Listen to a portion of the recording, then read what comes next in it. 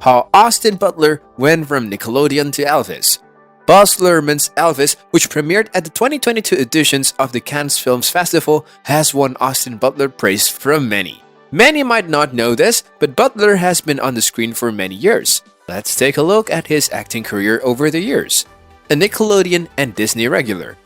All of the Butler siblings have been to tryouts, but Butler was the standout sibling. He appeared on a number of millennial and Gen Z childhood favorite Nickelodeon and Disney shows, including Net's Declassified School Survival Guide, Wizards of Waverly Place, Hannah Montana, and Zoe 101. The actor was quite happy with bit parts. After his recurring role in Net's Declassified, he won bigger and better roles. His new manager, Lindsay Shaw, helped him get a part on the classic early iCarly episode I Like Jake, where he played the titular Jake, aka the object of Carly's affection. Though the character considered himself a singer, he was terrible. Fans still chuckle over the performance years later. Aliens in the Attic.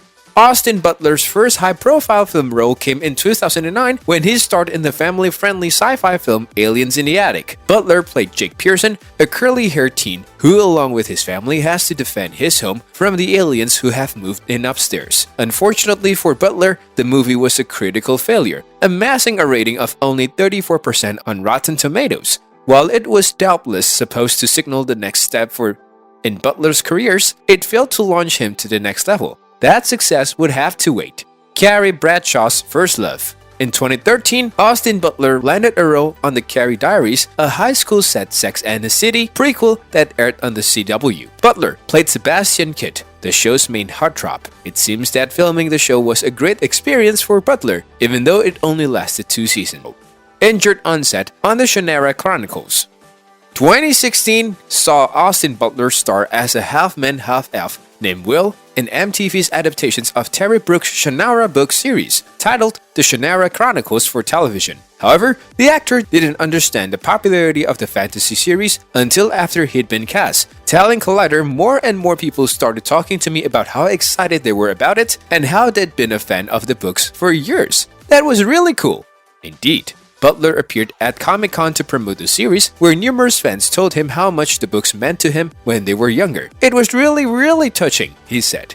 Butler was particularly excited about the actions involved in the show, which would ultimately last for 2 seasons. However, one scene in particular saw the actor injured. His character was meant to be pulled along behind a bunch of horses, and something went wrong with the mechanism that was supposed to keep him safe while performing the stunt. I'm bouncing on hard dirt, and the bouncing caused the safety rig to pull apart, and this metal thing whacked me in the face and cut my nose, the star told ShowbizJunkies.com. We ended up having to just do it with a regular rope because the safety rig was actually hurting me worse, Butler added. I thought I broke my nose that day. Once upon a time, Austin Butler played a killer.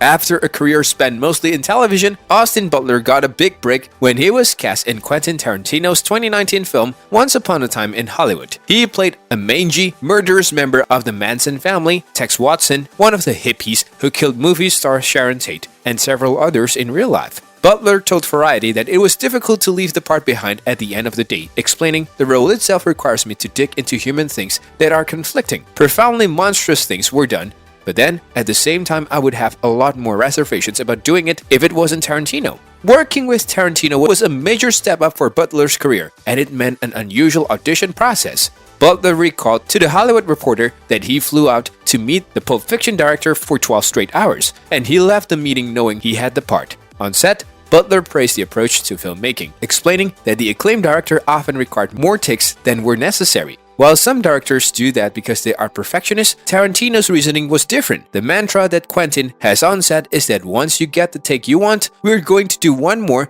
and you know why? Because we love making movies and everybody screams it, Butler recalled. He has created such a wonderful family of people, landing the role of Alphys.